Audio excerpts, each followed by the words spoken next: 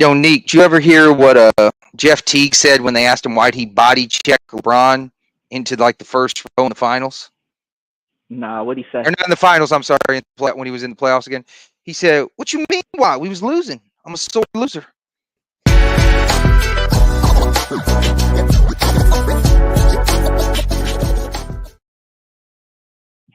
Weak. What's up, y'all? It's May 2nd, 24. Tony Styles, that's unique. We are the HoopStorians. Apologies for late. I got stuck in traffic. Start the show. It's going to kind of be a short night as well. So, no apologies for that. But you want to get into this day in NBA? Are you asking me? Yeah, I'm sorry, you're getting choppy, but yeah, let's do it. This day in NBA history, May 2nd, 2014, Portland star Damian Lillard hits a three-pointer with .9 left in Game 6 to give the Trailblazers a 98-98 series-clinching win against the Houston Rockets. Only second-year Dame as well. Question for you on that, which is crazy because the very next year, when Chris Paul hit that Game 7 winning shot against the Spurs, so, we had back-to-back years of game winners. But where do you rank Damian Lillard all-time in getting the last shot? Like, how many people would you have ahead of him? Would you have him number one? Where would you rank him at? I don't know that I necessarily have him at number one. He is ranked high though. I would put him in my top 5 as far as being the last person to shoot. Maybe even my top 3. I don't really know exactly where I have him positioned, but yeah, Dame is clutch enough for me to trust him with the ball for the last second or the last possession, in my Can you opinion. give us some of the other people you got up there in your top, 5, 3? Like, who's he up there with? Um, you're probably gonna trip when I say this. Mike is one. Reggie Miller is one. Um, like I said, Dame is another one. Even KD. KD's one I would trust with the ball. Are we talking about for 3 or just to get the game winning bucket? Just game winner shot, period. Oh, game winning shot, period. Oh, Yeah. now, I mean, Shaq, he's one I would trust for a game winning shot. I wouldn't trust him because they could foul him and he'd miss the free throws. Not if you lob it up though. But that's If fair though. you lobbed it up, I'd body check the hell out of him. So let's see. Obviously, the likes of like a Paxson or a Kerr, they can be trusted with the last shot. Definitely, they're specialists with stuff like that. Even Trey, I trust Trey Young shooting last shot. So that's who I got, and I'm Man, you sure ain't there's even some named. more. I was gonna say you ain't even named Bird or Ori. See, and you know what's crazy about that? Obviously, they will be somebody that should get that nod, especially in my opinion, especially Bird. Nothing against Ori, but I definitely would trust Bird more than I would trust Ori, although Ori has proven time and time again, he's Big Shot Bob. So I mean, even Chauncey Billups, dang. It's so many, bro. It's way too many. Yeah, I think probably my top 4. And I'd have to, like, no diss to like Ori or whatever. Like, if it's really last second where you could just throw it to them and they catch it and shoot it, something like that. But I think I think you got to go like, and this is no order, but like Jordan, Bird, Damian Lillard, Jerry West, guys like that, because Mhm. they can create their own shot as well. Hit it. Yeah, definitely. I'm with all of those. Yeah, all of those. So, well, that was this day in NBA history.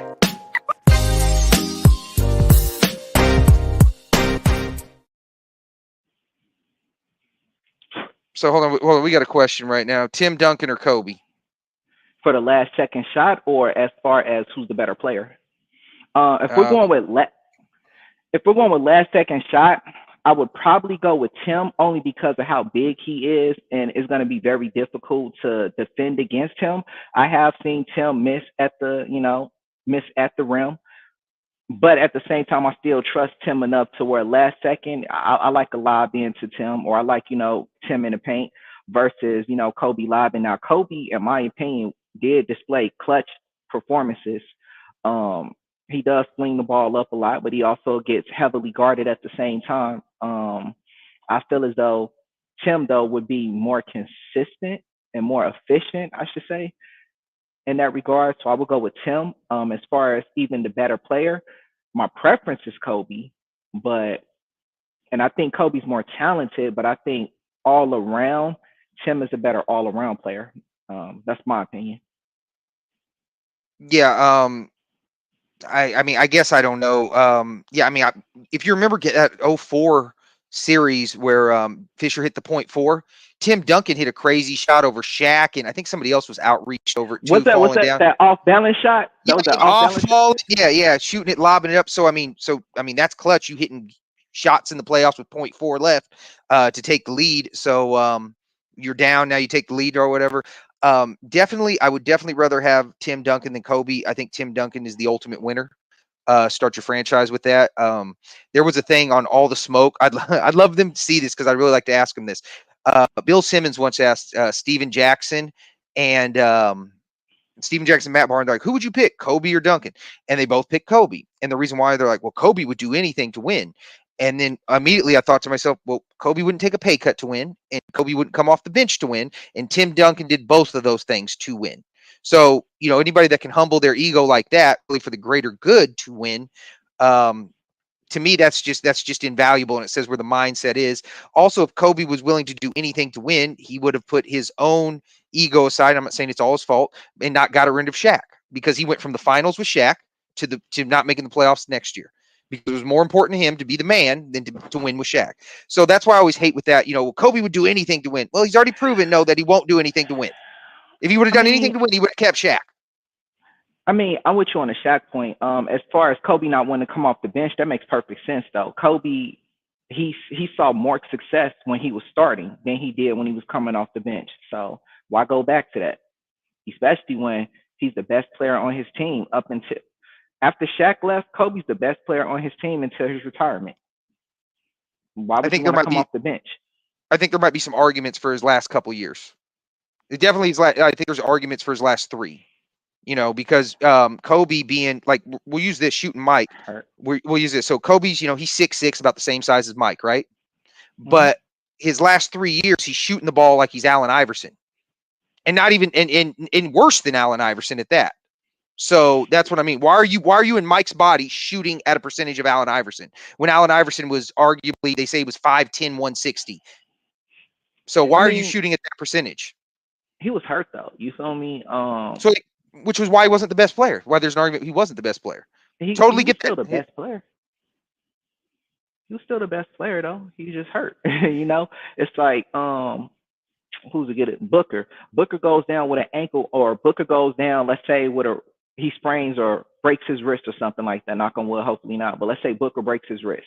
He comes back next season and his shot is just completely off. Does that mean he's not one of the best players on the team, or not the best player on the team anymore because he has an off year due to injury? I don't think that necessarily means that. I'm not knocking you if that's the way you view it, but me, I don't feel as though it necessarily means that. I think that these players on that team knew that talent wise, Kobe was that one. He was just, like I said, he was just injured. He was towards the end of his career. So yeah, he had taken some steps down and back, but at the same time, I don't know who arguably would have been better than Kobe any of those last 3 years, not on that team. Well, I mean, by every single metric you can say, Lou Williams was better than him his last year, and he was on that team. Lou Williams, the six man Lou. Yeah, six-man Lou. Lou Williams was Kobe Bryant shot the ball 6.6 more times than Lou for 2.3 more points. Lou had a better PER. He was more efficient. I mean, just every metric. Then Kobe Bryant scoring 17 a game on 35%, versus Julius Randle getting you a double-double in less than in the same amount of minutes. There's an argument there. Jordan Clarkson had an argument for being better than him this last year. Jordan Clarkson is wild. I give you Randall. I don't agree with it, but I give you Randall. Lou's job as a sixth man is less. I mean, it's demanding as far as offensively, but at the same Well, time, like he has to well that carry a. season, well that season though, Lou started more games than he came off the bench. Okay. He doesn't have the same defensive focus that teams play with Kobe though. Like Kobe's the focal point when it comes to defense. They'll throw the whole team at Kobe if they can. Well, because Kobe wasn't passing at that point. So, and there was also that Game 7 motto, and what was it? Where Kobe went 6 for 24 in Game 7, where the Celtics like, yo, let's just let this guy shoot at the expense of everybody else. And until they started to call the game different in the fourth quarter, it was clearly working. Kobe also, though, hold on, I want to get this straight. Kobe also that year, like Lou Williams, Brandon Bass, Larry Nance, Jordan Clarkson, all of them had a better box plus minus score than Kobe as well. So I'm not saying they were better, but I'm saying, there was different because, like I said, if you really watch that last year, Kobe didn't give a shit. Kobe just shot it every time. Kobe wasn't passing because why is Kobe only getting you 2.8 assists? So, yeah. So, I mean, just Duncan. Like, Duncan never played inefficient. Duncan played on one leg the last 6 years of his career or something like that. So, I mean, Duncan was injured too. It's just, Duncan was a bigger body. Duncan was able to, Kobe wasn't able to overcome his injuries and stuff like that. So, yeah. So, the last 3 years, if Kobe cared about winning, he would have took the pay cut. You know what I mean? Tried to get other people in there. Came off the bench, something like that. But that's not what happened. So, that's why I got Duncan over Kobe. Duncan won 50 games every single year, 19 years, only player to do that. People give some pushback with, well, look at his team. Well, Greg Popovich was 17-47 the year before Duncan got there. And after that, he started missing the playoffs again. It's clearly on Duncan. So we're saying the same things, I think. You know what I mean? I just think, you like, like you said, you personally like Kobe better, and that's fine as well. And all that, but yeah, he just wasn't as efficient as Duncan. It showed by Duncan constantly winning 50 games. When people are like, well, Kobe didn't play with the talent that Duncan did. I mean, I'll disagree with Kobe that. had more talent. Kobe had more talent than Duncan, in my opinion. Right. Well, and then if you look, like Patty Mills did nothing with Portland, did a whole lot more when he got to San Antonio. Matt Bonner didn't really do nothing in Toronto, did a whole lot more when he got in San Antonio. Tim Duncan, his big three was the 28th pick and the 57th pick. Kobe's, two main guys was the first pick and the third pick. So that's what I'm saying. Pau Gasol and Shaq are way more talented than Parker and Ginobili. Way more talented. Yeah. So, anyways, you want to get into peaks, or we want to keep going down this Kobe Duncan thing? Since we out of time already on week, I mean, we can do whatever. To be honest, Let's give some peaks. Let's give some peaks.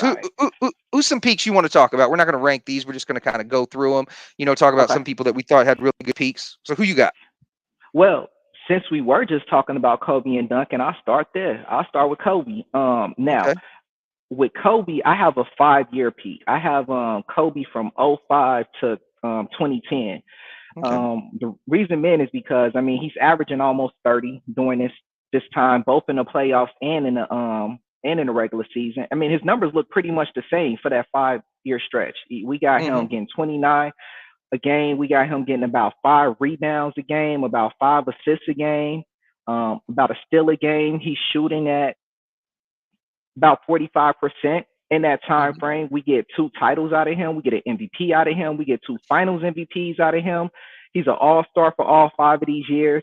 He's making all-NBA first teams, all-NBA defensive first teams. He led the league in scoring twice within that time frame. I mean, at one point when he led in scoring, that was with 35.4 points a game. So, yeah, I feel like that was a great peak period for Kobe. You know what's crazy about that? Because I always argue this because everybody wants to immediately go to the 35-point game as his best year. And, my argument is, and especially with the eye test too, the stats back it up everywhere else other than points. But to me, it's that 2003 season where Kobe was just really at, like, if we're talking one season peak. So what happened is, and a lot of people don't remember that, he put on like 15 pounds of muscle that year. Came back looking swole. Yeah, he came back looking swole, and he never looked that big again. He never looked that swole, that cut again, because the next year he had the Colorado thing, and he looked a lot skinnier and shit like that. But yeah, that 2002-03 season, he was like 30 points, 7 boards, 6 assists, 2 steals. I think it's the only year he ever averaged over 2 steals, almost a block a game, highest career 3-point percentage and all that. So yeah, to me, just 24-year-old Kobe was just like the dopest version of Kobe. Like without a doubt. without a doubt to me, because like other than points, he pretty much clears in every other stat. 05, 06 versus 02, 03 or whatever. You got like a peak season for Kobe out of those five, or different season or anything like that? As far as peak seasons, no. No, I really dived that deep for that one. Mm-hmm. Yeah. He Well, I just wasn't mean on my since you saw his whole career, I just mean like anyone you remember specifically when you thought like nah. The reason being is because I've watched so much basketball, especially since like Kobe has come into the league and left, to where these seasons are starting to run together to me at this point. So it's like I have you've trouble aged. yeah, you feel me? I have trouble sometimes remembering like who was on what team, what year and stuff like that. So yeah, Hmm. that's really why. I got you. You want to talk about Duncan? Where you got Duncan's peak at? So for Timmy, where I got Tim at? Where did I put my Tim at? Oh, Tim. All right. So Tim's peak to me, I have him 99 to 2004. Okay. Now, the reason I went with that in this time frame, we get a title out of Tim. We get two MVPs out of Tim. Of course, he got one of the finals. He got the finals MVP when he won. Again, just like Kobe, he's an all-star all 5 of these years. He's making All NBA first teams. He's making All NBA first defensive teams. He's making All NBA defensive second teams. He's given us an average of about 23 during the season, 24 in the playoffs, about 12 rebounds in the season, 14 in the playoffs, about 3 blocks, about 3 assists. So yeah, and he's shooting at 50% both in the regular season and in the playoffs. So there's that efficiency of Tim Duncan. Well, what's funny is Chill. I don't know. Have you seen the viral video of Chill, where he's fucking where he's screaming, He "You was. have no idea how good Tim Duncan is, or was, or whatever he said." Have you seen that I video? see that. Yeah, I Right. see it. Right. And like that's how I feel. Like people don't understand. Like like even if you think he's boring, if you are, everybody talks about like a hooper thing. If you're a true hooper, how can you not like Tim Duncan's game? He made everybody on the floor better. Better. He didn't make mistakes. He wasn't. I'll put it this way: if you're a coach, you love him. You know what I mean? He's not Mm, doing no silly shit. He's not doing no crazy shit. He's just doing the most effective way to win. Um, Another thing that's crazy about Duncan is like he would get you those, 2, 3 blocks and all that, in the playoffs, he'd bump that up to like 4 or 5 blocks in some series, maybe 6 some series or something like that. I know for the playoffs mm-hmm, a couple times, at least once, I want to say maybe more, but he at least averaged 4 blocks one time in the playoffs, which is like, a legit number. But he does all of that. He's not chasing blocks. He's never out of defensive position. Never. mm-hmm, Never. Like I don't think people understand that. He is never, like, don't get me wrong, he might get beat or something like that, but it's not because he's out of defensive position. It's just because, uh great offense usually beats great defense. yeah, he Um wasn't the most athletic, so yeah, I could see somebody having a step on him in that regard, but yeah. and see, that's another thing about how good he is defensively. He's not most athletic, but he's still being this awesome defender. Just every year, all defensive first team, all NBA, all decent first team, all NBA. I'll tell you what's crazy when you really think about it like this. So 2003, they win the title. Mm-hmm, 2004, Derek Fisher hits the shot. Okay, that mm-hmm. that bullshit That shot, what was lucky that shot, four great shot. seconds? Yeah. Yeah, point four and all that. Okay, so there's an argument if he doesn't hit that shot, they win the title, right? And that's it. I know it's in the Mm-hmm, second round. They still have to beat Minnesota after that, but I think they would have beat Minnesota. And I think they were the Pistons, and they proved that the next year. So 05, they win another title. 06, what happens? Manu Ginobili hits does that bullshit foul and one on Dirk, where Dirk hits that, gets the three, sends it to overtime, they win the game. If Manu Ginobili just would have either fouled harder or not gave him the and one, you know what I mean, or let him go or whatever, they probably don't win that game. And then once again, then it's the Spurs versus the Suns, and the Spurs own the Suns. And the Suns was missing 3/5 of their starting lineup by the time they got to the conference finals. And then I don't think the Heat mm-hmm, had any answer for them. So, and then they win 07. So basically, there are 2 plays in there that, we have a serious argument that Duncan might have won 5 titles in a row. Now, my question is for you: if those 2 plays doesn't happen and literally everything else stays the same, that means Duncan is 7-1 in the finals, never misses the playoffs, never loses more than 50 games, or never not wins less than 50 games in a season. Is he not considered the great GOAT of all? I don't know if he gets considered the GOAT based on that because he still has to, as far as title wise go, he for me that will put him closer to like what Russell is, and there's nothing wrong with that. But I don't know if it necessarily stamps him as the GOAT, but it definitely puts him higher in that argument. It puts him closer to that title, in my opinion. Where Well, we well, see let's go Tim over this. Keep going. Sorry. I was gonna say where we see Tim Duncan, where he's usually in most people's top 10, but he's usually somewhere around like 8 to 10. Whereas if he would have had titles like you're saying, got 7 in 8 years, I think that would put him probably at number two. He'd probably be Behind two who? or three. As far as the GOAT, um, whether you want to go Because with MJ, whether you want to go with LeBron or MJ, like, well, then that's my or even question. if you want to Because go with a that's my question. Part of MJ's argument is the 6 rings, the three-peat. This dude's got 5 in a row. That's not my argument though for What's your MJ being argument? one of the greats. My argument for MJ being one of the greats is the stuff that he was doing. Like as far as the individual accolades, Jordan has even more individual accolades than Tim Duncan. He doesn't have the same amount of team success where we're seeing his records be the same, but we are seeing Jordan be as dominant and appear to be even more dominant than what Tim was. Tim was dominant as far as his teams are always in contention. His teams are always the team that you got to look out for. But at the same time, Tim, I don't know that I consider Tim to be the best player in the league. And if I did consider Tim to be a best player in the league, that would only be for a few seasons. Whereas with Mike, it it was almost like once he got over that hump and established himself as a champion, he looked like to most people. Obviously, everybody's not going to agree with this, but Mike looked like for the duration of the 90s, he looked like the best player. Not the whole 90s, but I say 90 to 98. While he was playing, he appeared to be the best player. So it's stuff like that. I felt like Mike was just dominating in multiple different ways at once.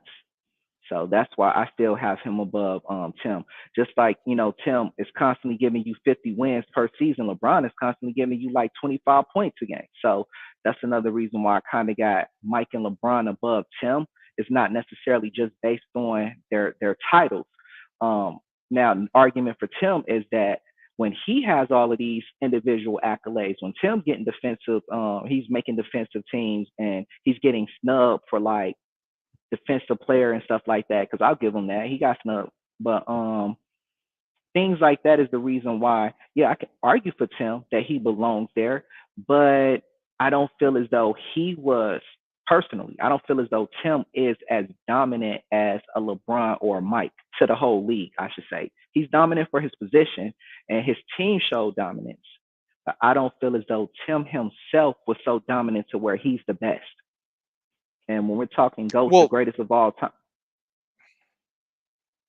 I was just gonna say real quick, when we're talking GOATs, the greatest of all time, I also wanted to be clear that these people that I'm picking as a GOAT were also the best player at some point as well. You feel me? Because obviously great and best are not the same thing. But I'm like, for me to be considered great, you also at some point had to be the best.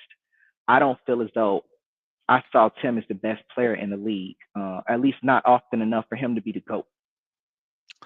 well, here's the thing. But if he's winning 5 titles in a row, especially in a 30 league team, how couldn't we consider him the best? Because that's the argument for when Russell's the best, is because they kept winning, even though Wilt was putting up much better numbers. And, even though Wilt was getting all these scoring titles and rebounding titles, and he would have got blocking titles and defense, they didn't have all those other things as well. So that's the argument for Russell's argument, and we see how far that carries. And Tim is putting up better stats than Russell. We're also seeing Tim and Tony being his second best player, being a Kobe and Shaq. So we'll all agree Kobe and Shaq's better, but if Tim and Tony are beating Kobe and Shaq, how is he not the best? And not especially in 04. Now Tim has beat Shaq, Kobe, Karl Malone, Gary Payton, You know what I mean? And that team was supposed to win like 75 games. When they put it together, they're talking about it's going to challenge the record for the 72 wins. Then we're like 05. Now he's beat Wade and Shaq. Then it's like, then it's like, Jordan was the best player in the league, but he also had Pippen, and Pippen was much better than Parker. And then LeBron was winning these titles, but then he had guys like AD and Dwayne Wade and Kyrie. All those guys are better, more talented than Parker. So if Tim and part of knock on Russell when you push back, you're like, well, he had 9 Hall of Fames with him. Tim didn't have any of that. He had a 12 bench guy with Ginobili. He had a guy late round with Tony Parker. So why wouldn't we consider him the best if he's winning 5 in a row in a 30-team league with less talent than these other players had?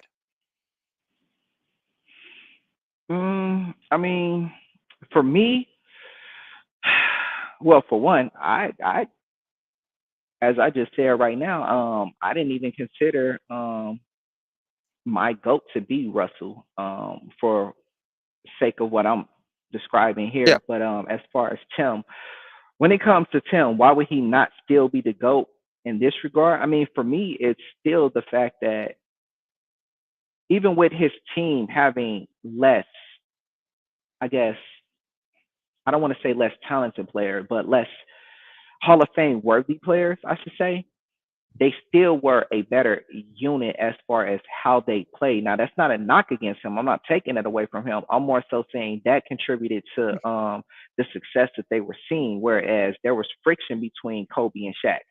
So, that's why we're seeing sometimes they're not rising to their full potential or rising to the occasion or doing the things that we know them to do because they just couldn't get along at times. Tim did really good. So this is, an argument for him that he did well with being able to work with what he had. So yeah, I'll give him that. But for me, it still didn't make him the best. It may have made him one of the smarter players or one of the smartest players. It may have made him one of the easiest players to work with, but him winning 5 in a row would have been with the unit that's constantly making it to the playoffs anyway. They were always in contention. So it's like, for me, it doesn't change. It doesn't change. If he gets those extra titles, it doesn't really change based on the fact that, I mean, they were always there. We're watching him constantly go. I watched him back to back to back to back to back to back to back go to the playoffs. It still didn't make him look like the best player to me. Well, who else you got in your peak and all that? Where you got Jokic at? You got this Jokic peak right now. So Jokic is a weird dude because Jokic is still currently in his peak. I feel like his peak started in 2018, or at least that's where I have him peaked at. So 2018 until current, really. But my 5-year stretch was 2018 to current, actually. Well, if we're doing current, he's like what, 24, 12, and like 9 or something like that. And I ain't even pull up his current numbers, but like his peak, yeah, he's still currently enjoying his peak or playing through his peak, in my opinion. Are you asking me? Does Jokic have an argument right now for like one season best player ever? Yeah, of course. Yeah. You got a Who would you put up with that? I'm talking about now. I mean, I think he's playing the best he's ever played now. Oh, right now. Or would you say like a year prior is better? I feel like a couple of years prior might have been slightly better, in my opinion. But pick a season then. Yeah, just pick a season. His 1-year peak, his best season ever. Do you think he has an argument for best player ever? I think he does. Yeah, but I feel as though if we were to take any player's 1-year peak, like their best, if we were to construct a list of about 10 of them, I think they will all legitimately have an argument. It might even be more than that, but it's like, because some of these players are just so great that their peaks are something unbelievable. Because, let's say we take like a Wilt Chamberlain from like the 60s type of peak. You feel me? Like, how do you compete with that? How do you compete with like 25 and 20? Like, I mean, well, then we look at, how do you compete with like 50 and 20? Yeah, then I guess we would go with we'd go with competition. Like, for example, Kobe and Duncan, both great players. I don't think their peaks are anywhere near in the top 10 peaks. Fair. Yeah, that's fair. I don't. You know what I mean? Like, you feel me? If I was to construct the top 10, they wouldn't be on mine. They'd be just outside it, but not on it. Right. Well, so that's what I'm saying. Actually, yeah. They be just outside it. Right. So that's what I'm saying. Like, I don't think everybody, but like, I think Jokic has a real argument that he is right now the best player of all time.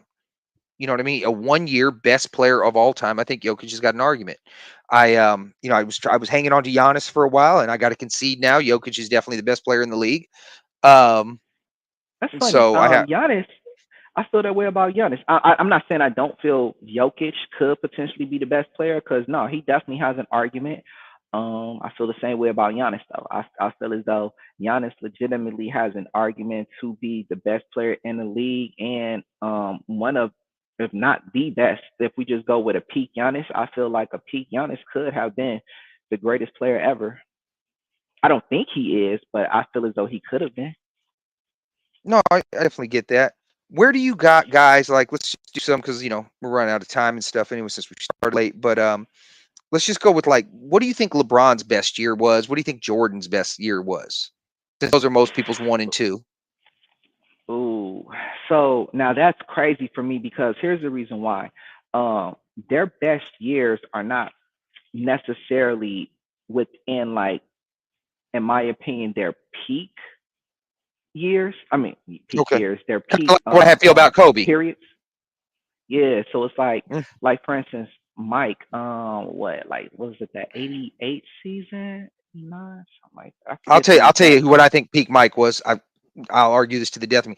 Peak Mike was 1993, 92, 93 was peak Mike. And it's not so much the stats. And I mean, the stats were still cool. He had better statistical years or whatever, but it was just his mastery and control of the game as well. So that's one of those deals where we got to figure out a way to quantify the eye test of the mastery and control. And I guess it's like defense box plus minus and things like that. But when you watched him in the playoffs, and I mean, the numbers were good. I mean, he was 33, 7, 6, 3 steals, and a block. So it's not like Hmm. he had bad numbers, but it's like you were saying that 88 year where he was like 35 and 3 steals and almost 2 blocks. And then that 87 year where he got 37. And then that other year was at 89 where he got 8 blocks, 8 assists, and 8 rebounds. So yeah, there was some better statistical, but I just remember watching that playoffs. Who'd they do? I'm pretty sure it was they swept. I want to say they swept the Cavs in the first round and then swept the Hawks. And that might be reversed in '93. Then they lost the first 2 games against New York, stormed back, beat those in 4, put the Suns in a chokehold. Dude averaged 41 in the finals. So the record just masterful too. And people always give shit about Dan Marley. You know what I mean? Dan Marley with athlete. I know he was white, but he was still a good athlete and still a good defender. You know what I mean? So when these people now are looking back 30 years and talk shit, like, I don't think you understand like how athletic Dan Marley was. Dan Marley was tough. That's another thing. Dan He Marley was just couldn't tough. Don't dribble. He just couldn't Yeah, dribble. That was the only but thing. don't think you just finna score I mean, don't look at Mike and think that everybody's just finna score all over Dan Marley. He was swole. Marley was swole too, especially for an NBA Yeah, player. yeah, So yeah. yeah, Dan Marley was no joke. to me that was peak Mike here. Yeah, he wasn't, but to Um, me that was peak Mike here. what year? Because I thought it was in the '90s. What year did Mike get MVP, Defensive Player of the Year, and a title? I mean, that was 90.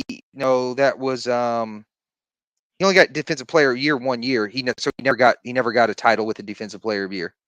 Oh, okay. So he got Finals MVP, I think All-Star MVP, Yep.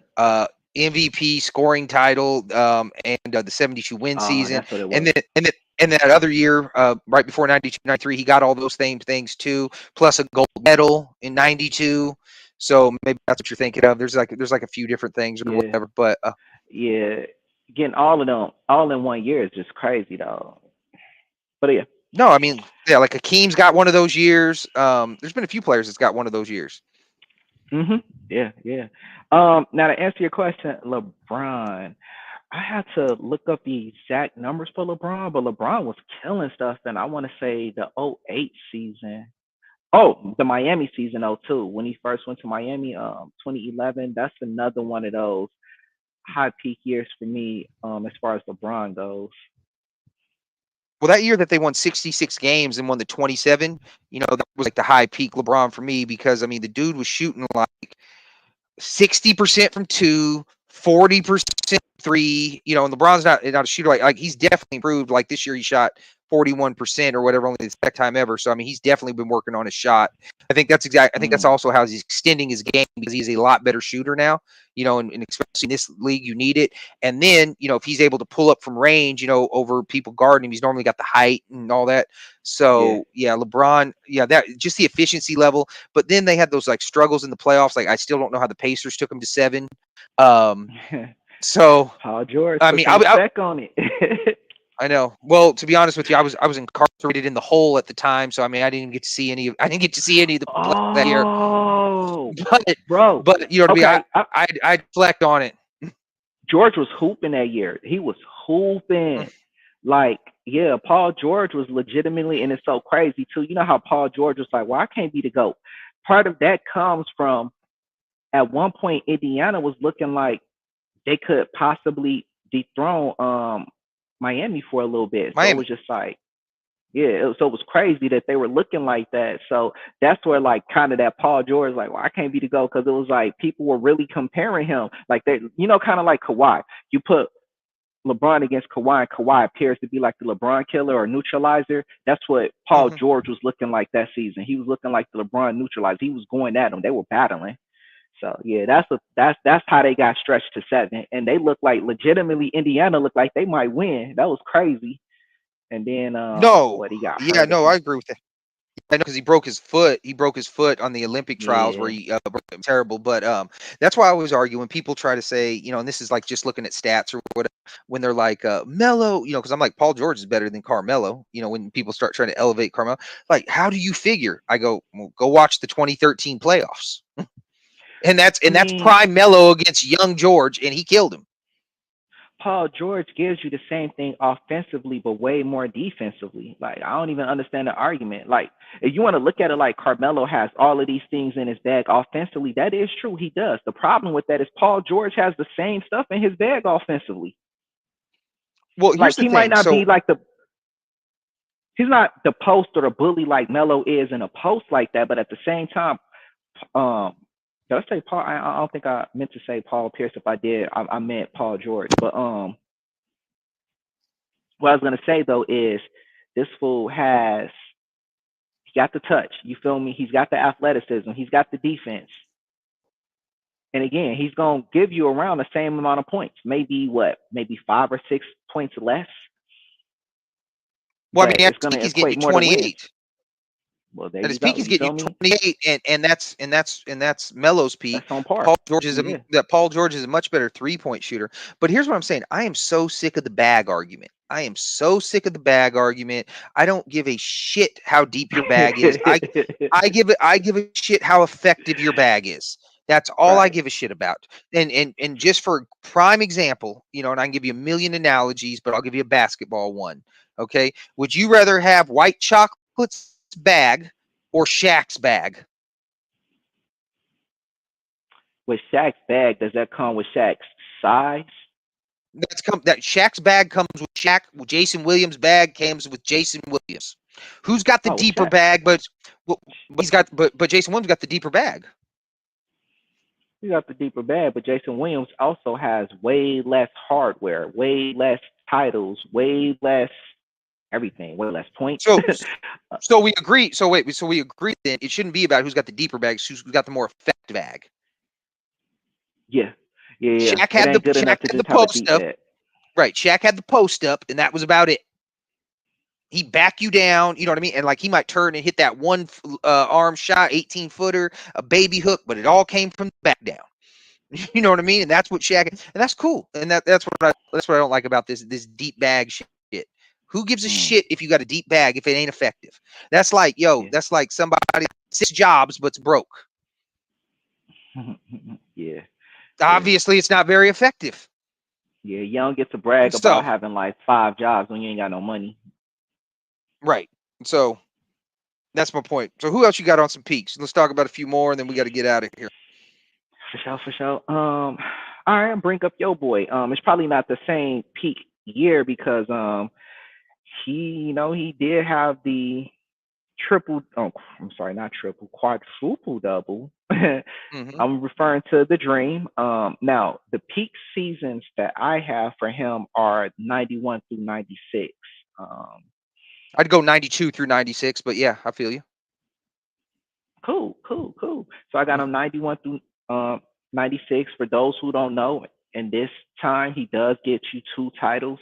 He is the best player on both of those title teams, so he does get an MVP as well as Finals MVP both of those times. He gets one MVP. My bad. I want to make sure that I get that correct. So he does get one Mm. MVP, but he gets two Finals MVPs. 93 to 97. Who we talking? We talking Akeem? Yeah, he's talking Hakeem. He thinks that's his best years, but I would argue that 92, 93 season where they lost to the Sonics in 7 was way better than that Barkley Drexler year and all that. He definitely looked a step slow or whatever.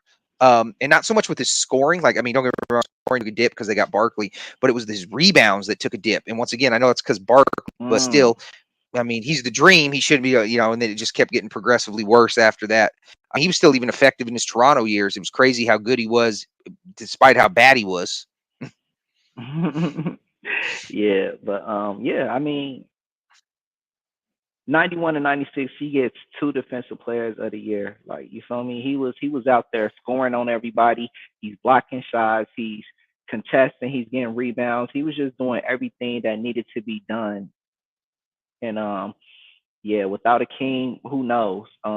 Maybe we see New York finally win in the 90s. Maybe we see Orlando see Shaq get his first title. You feel me? Things like that. Well, So I think it wasn't for Keem. I think we would have seen Barkley and the Suns get a title. that too. Because if you look, those 8 series they won when the Suns by far gave them the problems. And it's a weird paradox. So this is a crazy paradox because I'll argue this to the death of me. I believe the '95 Rockets are the greatest team ever. And the only way you can't say they're the greatest team ever if you think regular season wins are worth more than playoff wins. Because they beat literally the teams with the 4 best records. They beat a team with the finals MVP on every one. But the thing is the Suns didn't have Danny Manning in the playoffs. They had the best record up until about 46 games or something like that. And then Danny Manning went down because I forget who it was. It was either Joe Klein or Danny Shays fell into his knee in practice, and then he was never the same anyways, and he already had injury problems. But yeah, I think those '95 Suns beat him. Because they lost by 1, they were up 3-1, and I just think Danny Manning is worth a point over Joe Klein and Danny Shays. They were playing better with Danny Manning. They were more versatile with Danny Manning, especially when he played the 5. Barkley played the 4. They had guys like Wesley Person hitting, banging in threes at the 3, and then they ran like a Dan Marley, Kevin Johnson. They were deep. They also had guys like Hmm. Wayman Tisdale. Richard Yeah. Dumas, I think, even came back that year, or if not, it was '96, one of the two. But yeah, I don't know. So it's a weird paradox. I don't think they were even the best team that year, but they were the greatest team if you factored in health and all that. Yeah, that's fair. Yeah. I mean, I don't hear much arguments against that. So yeah, I'm with you. Let's do one more, and then we'll take off for the night. Who else you want to do? Well, so I want to do since I haven't shown him much love, I'm gonna go with Bird. Okay. Again, might be different peaks for you. For me, Bird, I went with Bird from 83 to 88. This Mm. time he gets us two titles, two finals MVPs, three MVPs for the league. He's an In a all-star row. all 5 years, three in a row. You feel me? He's an all-star all 5 of the years, making all NBA first teams all 5 of the years. He wins a three-point contest in his time. He leads the league in free throws 3 times. So yeah, he's giving you an average throughout the season of 27, 9, 6, even a steal, shooting at 51%. Even in the playoffs, he's slightly dropped down to 26, still giving you 9 boards and 6 assists, still giving you a steal a game. Field goals is probably about like 48. But yeah, that's an effective 5 year run. You know what my favorite Bird quote of all time is? Hmm. He said one time he goes, "I hate to lose more than I like to win." hate to lose. I feel that. I could see that. Um, I'm not the same, but I get it. I definitely get that, No, and no, that's a competitive spirit. yeah, that's a very competitive spirit. No, what I like about Bird is I got Magic Johnson greater. You know, Magic won more, but then again, too, Magic had a top five player in Kareem, and Bird didn't. You know, but Hmm. kind of is what it is. But I argue that I think Bird is a much better player than Magic Johnson. Bird didn't have any weaknesses. Magic did. If you put short ball hockey guards on Magic, he couldn't really dribble against me. He'd have to put his back towards them.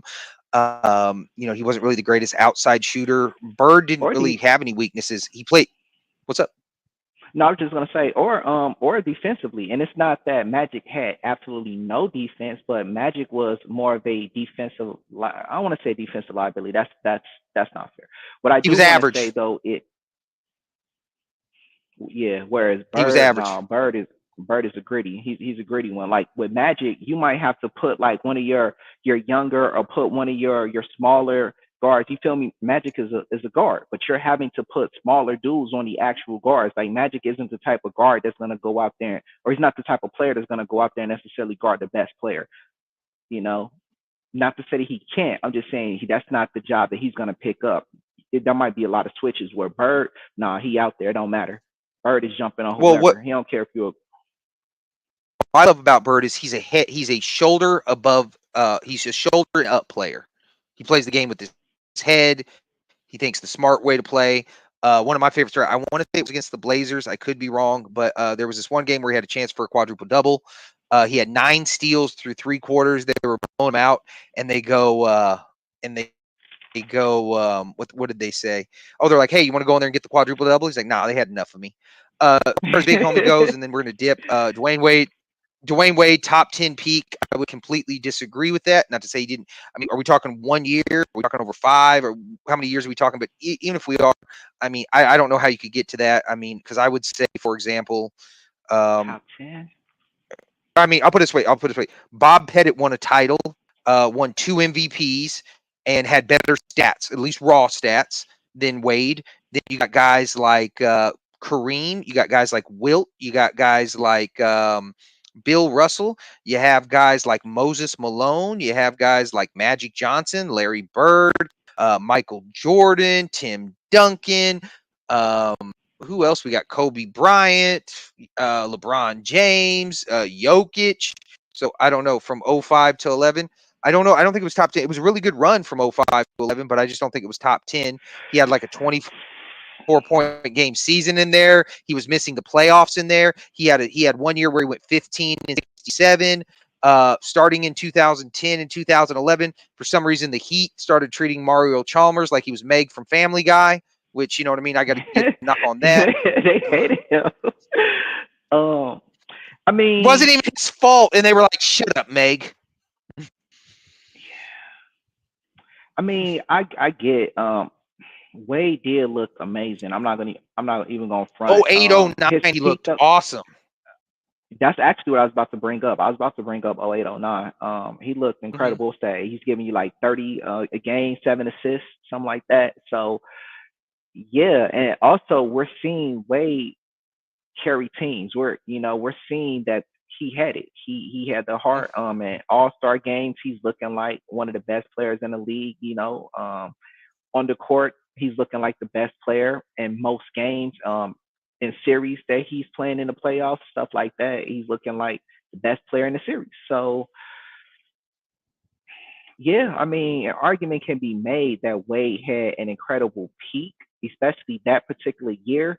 But I don't feel as though Wade's peak years can really compare to like those who would be considered the greatest or in the top 10. The players I agree that with that. aren't are in the top 10, they did a little more. They had a little bit more of a claim than what Wade did in that Well, time. well, what I'm saying is like from '05 to 11, if one of your years you're going 15 and 67, you can't be a top team. You can't get swept by the Bulls one year in the first round.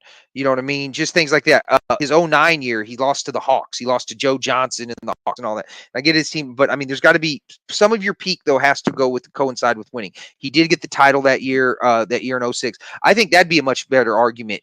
Top 10 finals of all time. I think he has an argument for that. Yeah. I mean, that one year, yeah, when he just went off against the Mavs and all that. But I don't know. We'll get more peaks. We'll discuss more peaks later on. We ought to go people's lows. Who's got some of the biggest lows of all time? I guess valleys. I guess that lowest valleys. I already know who's going to be number one in my book, and that's going to be Anthony Bennett because he never came out of the valley. He started off in the valley, and he was consistent. Let's go 0 to 200 real quick. Make sure you guys like, subscribe, check us out. Get some T-shirts off us. Invite us to your guys' parties, fiestas. Whatever you guys want to do. Support the channel. Let's do it. Finish, please don't make me laugh with that half-ass gimmick. I'm about to get mine and it's about time. Call us Grindhouse, everybody in a house grind. I'm just doing me, I ain't trying to outshine. Trying to kill my vibe is how you get outline. I don't do it for the views and the likes, boy. I'm just giving you what I wrote last night, boy. I don't care if it isn't what you like, boy. My flow is fucking awesome, ain't it, white boy? Feeling fly. Oh, yes. All right, y'all. Thanks for tuning in. Please check us out tomorrow when we come with some more takes and fulfill all your needs in that regard.